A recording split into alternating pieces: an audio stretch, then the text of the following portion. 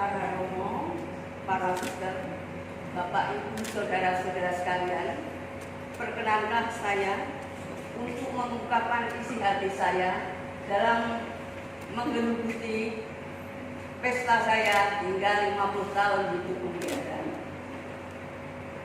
Ya Tuhan yang maha baik dan berbelas kasih, pertimbanganmu tak terjajaki, jalanmu tak telusuri. Dikau yang tidak meremehkan keinginan para papa dan telah mencobai kami bertahun-tahun dalam harapan akan kebaikan dan kerahiman-Mu yang tak terhingga. Dimuliakanlah namamu selama-lamanya. Amin. Diambil dari ED 131. Pengalaman kisah Bunda Elizabeth, pendiri kongregasi kami, kiranya mewakili hati dan perjalanan kami dalam panggilan saya dalam kongregasi CB. 50 tahun bukanlah waktu yang pendek untuk panggilan hidup memelihara. Panggilan Tuhan itu memang sulit dijelaskan dan tak terjajaki dan tak telusuri. Seperti orang yang jatuh cinta, Tuhan mendahului lebih dulu mencintai hati, tergerak dan terhanyut di dalamnya. Suka duka perjalanan panggilan telah kulalui, dan yang saya rasakan adalah rasa syukur dan berterima kasih yang tak terhingga atas panggilan hidup yang dianugerahkan dalam diri saya yang serba terbatas dan banyak kekurangan. Ada saja jalan Tuhan bila ingin menyelamatkan panggilan saya, agar seseorang dapat berjalan di tengah tantangan yang dihadapi. Perkenanlah saya berkisah dalam perjalanan hidup saya. Saya masuk di novisiat 9 orang. Dalam perjalanan keluar 4, tinggal 5. Sampai sekarang tinggal 3. Yang 2 sudah meninggal karena sakit kanker. Inilah jalan keselamatan yang pertama yang saya alami. Saya dapat lolos dan lulus dari novisiat CB, diperkenankan profesi dalam hidup membiara. Setelah saya profesi, saya dikirim ke Magelang untuk kursus memasak dan menjahit, karena saya tuh masuk belum bisa apa-apa. Lulus dari SMA masih pelongo-pelongo, ya, masih kecil itu, jadi nggak tahu, kerja juga belum tahu. Setelah saya belajar 1 tahun masak dan macam-macam, setelah dilihat sudah cukup, saya dipanggil pimpinan saya, pimpinan sekolah itu, pimpinan sekolah, pimpinan komunitas, dan tim BPP. Saya dipanggil aja udah mules perut saya. Saya lihat potongan suster itu udah mules. Saya diberi nasihat dari A sampai Z, karya-karya pendidikan yang di desa-desa sampai yang di kota besar. Setelah nasihat itu panjang lebar dan perut saya mules, saya mana mantuk-mantuk aja. Setelah itu dia tanya saya, sesudah ini kamu ingin kemana? Saya jawabnya dengan sopan, soalnya saya takut toh. Saya masih keluar dari novisiat 1 tahun. Kalau diperbolehkan suster, saya jadi perawat. Susternya itu padahal mukanya berubah. Terus saya diberi nasihat lagi macam-macam. Akhirnya saya disuruh hari Minggu kamu rekoleksi, merefleksi diri panggilanmu jadi suster itu mau apa, dan harus menghayati ketiga kaul dalam biara. Wah, saya bingung mau tanya suster, belum kenal sama suster lainnya. Untung saya punya romo pembimbing di Mertoyudan, Romo Yesus. Saya berbicara panjang lebar macam-macam sampai saya saya tidak menangis, saya tabah. Soalnya saya jadi suster. Walaupun bagaimana tetap jadi suster. Pesan dari kakak saya, kalau sudah jadi suster harus tetap jadi suster. Terus saya bilang ke Romo, seandainya saya dipulangkan, saya bersedia. Terus Romo itu dengan halus menjawab, saya mendoakan. Waktu itu hari Jumat. Terus saya hari Minggu rekoleksi. Tahu-tahu tuh Mudir Katrin itu yang baik sekali, itu penolong saya. Itu datang, saya dipanggil, wah aku mesti mau dipulangkan pasti ini. Jawab saya, dulu kalau pulang kan yang mengantar itu provinsial, pulang itu tidak diberitahu aku. Habis itu saya dipanggil, Resita, kamu saya bawa ke Wonogiri. Aduh, hati saya jadi berbunga-bunga, tidak jadi dikeluarkan. Terus saya diantar ke Wonogiri. Di Wonogiri saya jadi suster rumah tangga. Wah, senang sekali saya. Saya bisa ngepel, bisa makul, bisa memelihara ayam. Terus ayam itu kalau sudah tua saya jual. Terus telurnya saya jual juga. Soalnya saya berbisnis di sana.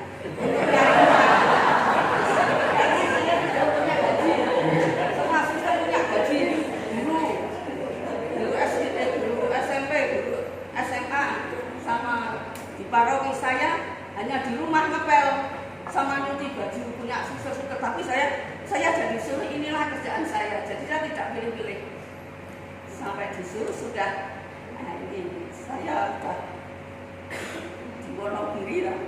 Sudah jadi rumah tangga, saya punya ayam banyak sekali. Setelah itu saya dijemput sama Mudir Suster Regis. Resita, kamu saya bawa ke panti rapid. Wah, ini anugerah Tuhan. Saya mesti mau jadi perawat. Terus saya masuk perawat sampai 3 tahun. Terus belajar di kamar operasi. Sesudah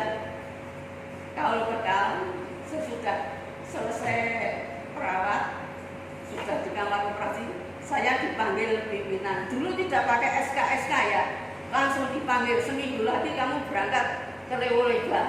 Saya oke, saya perawat, saya harus tanggung jawab. Saya ingin jadi perawat, saya langsung berangkat. Saya diantar dengan Suster Mariel ke Surabaya, naik kapal 7 hari di Lewo-Leba. Saya senang sekali di Lewo-Leba. Karena apa? Rumah sakitnya sederhana, alat-alatnya sederhana, orangnya juga sederhana. Inilah cita-cita saya untuk melayani orang-orang yang sungguh-sungguh membutuhkan uluran tangan saya. Soalnya saya sebagai perawat, saya ingin melayani orang-orang yang benar-benar bisa. Sesudah itu, saya di kamar operasi. Ya, dengan dokter umum. Jadi saya ya asisten, ya instrumen itu ngambil alat-alat itu. Sesudah kurang lebih 3 tahun, saya dipanggil di telepon, kamu pindah ke Bandung. Oke, saya perawat, jadi siap sedia konsulen. Saya terus jadi perawat di Boromeus, belajar di kamar operasi 3 tahun. Sesudah itu ditelepon lagi setelah 3 tahun, kamu pindah ke Lewo-Leba. Oke, saya senang sekali berangkat. Sudah cuma ditelepon tidak pakai surat-surat. Yang terakhir itu saya bisnis. Saya sudah pintar bisnis, saya di Flores. Saya jual kaos, jual macam-macam dari Bandung. Saya jual untuk anak-anak.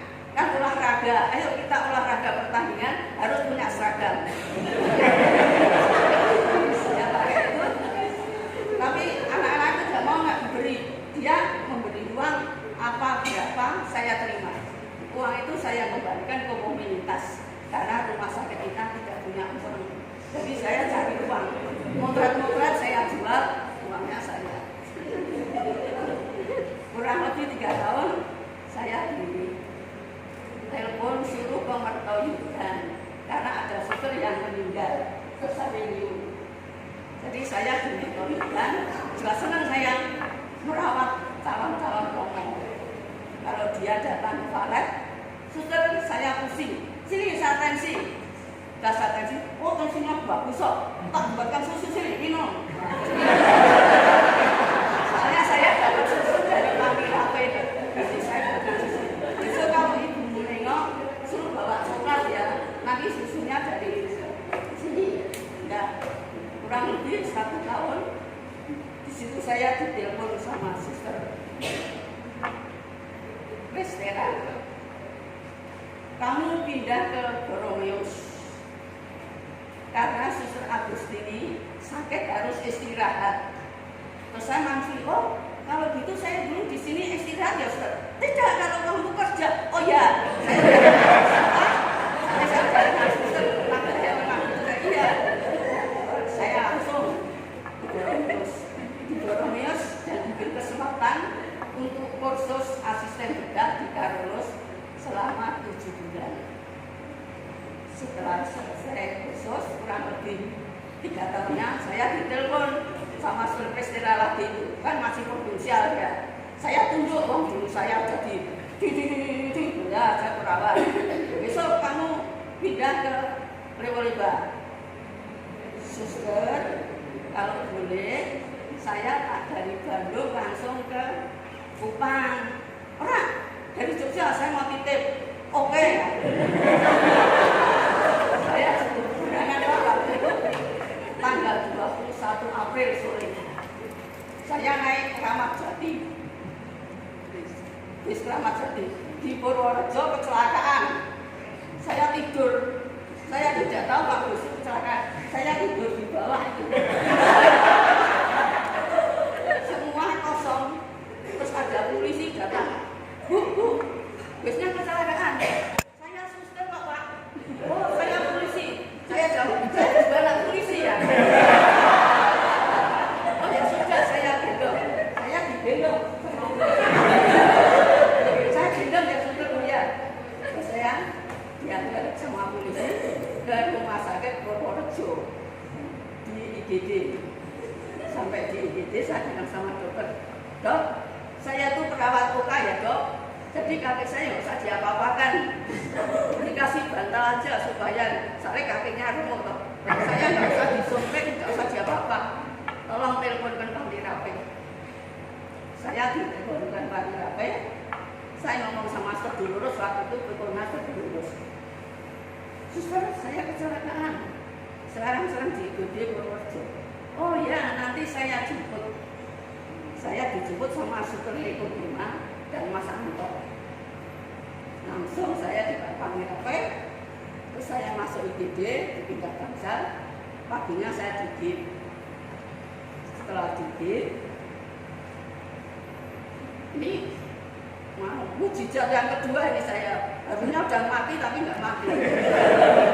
Terus saya digit, boleh pulang, saya istirahat di Santa Ana selama kurang lebih 6 bulan. Setelah gignya dilepas, saya dipanggil lagi, provinsialnya masih Suster Prestera. Setelah kita, kamu tidak jadi pindah ke Lewoliba. Oh, ya nggak apa-apa. Mau di mana? Dipanggil Rape. Oh ya bagus. Ini saya dipanggil Rape, soalnya sudah nggak bisa diubah, nggak bisa apa. Saya di pemerhati di depan itu, jadi satpam. Ada absen datang, aku pakai kursi roda, antar mau ke hadir, mau kemana saya ngantar. Itu sampai ya kurang lebih lama. Di samping itu, saya kan ada hobi bisnis. Waktu itu Romo Sindu utusannya sudah hampir lenyap ya. Terus saya bilang sama direksi, boleh kan enggak saya jadi loper utusan dan majalah rohani. Oh boleh. Jadi saya kerjanya double setelah pemerhati di depan. Saya keliling rumah sakit dengan perhatian dokter-dokter dan menawarkan buku. Dan saya hobinya bisnis. Jadi sampai tiap bulan itu 150 utusan. Dan itu saya skor sendiri ke sana. Ya. Promosi itu jadi senang. Sampai sekarang saya dikasih utusan dan rohani ekstra gratis. Nah, terima kasih ya.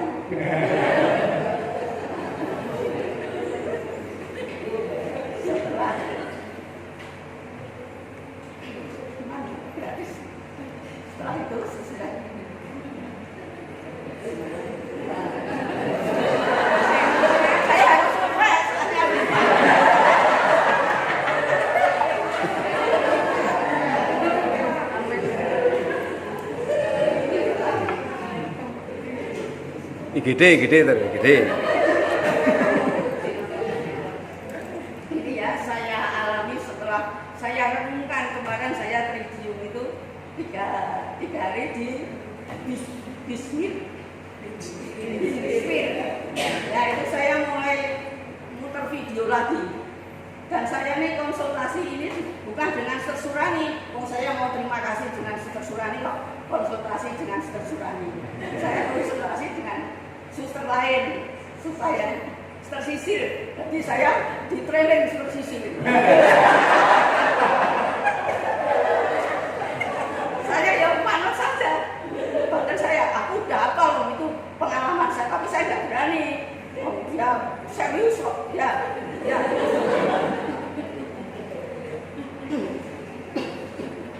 Para Romo dan saudara saya, inilah pengalaman saya selama 50 tahun hidup saya. Terima kasih untuk siapa saja yang telah terlibat dalam kehidupan panggilan dan perutusan saya sampai pesta ini. Terutama saya terima kasih dengan Romo Huntoro Adi. Sebelumnya saya sudah lama-lama tuh pesen tapi nggak berani saya pesen. Saya titip Suster Sisil, tolong kalau ketemu Romo. Misal saya Romo itu sibuk dosen terbang, jadi saya tidak berani. Saya orang kecil kok. Terus Romo ya, Romo bilang Romo ulang tahun itu saya bilang, Mom, jangan lupa ya besok ini. Yang Romo Dibot, Romo Sudiarjo tapi panggilannya Romo Dibot. Saya terima kasih. Romo sini ya, terima kasih.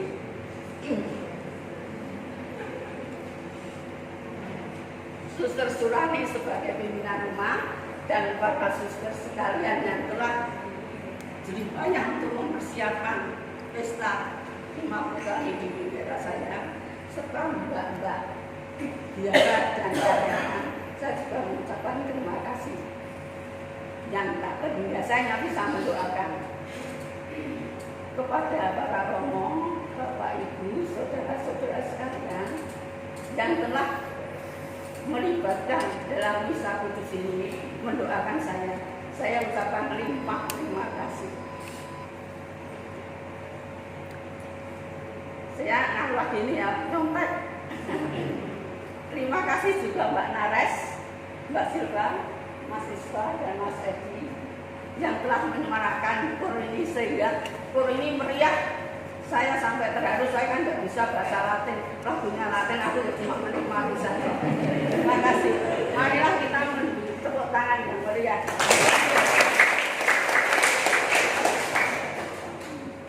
Melalui kasih Anda, semoga meneguhkan kami dalam harapan akan kebaikan dan kerahiman.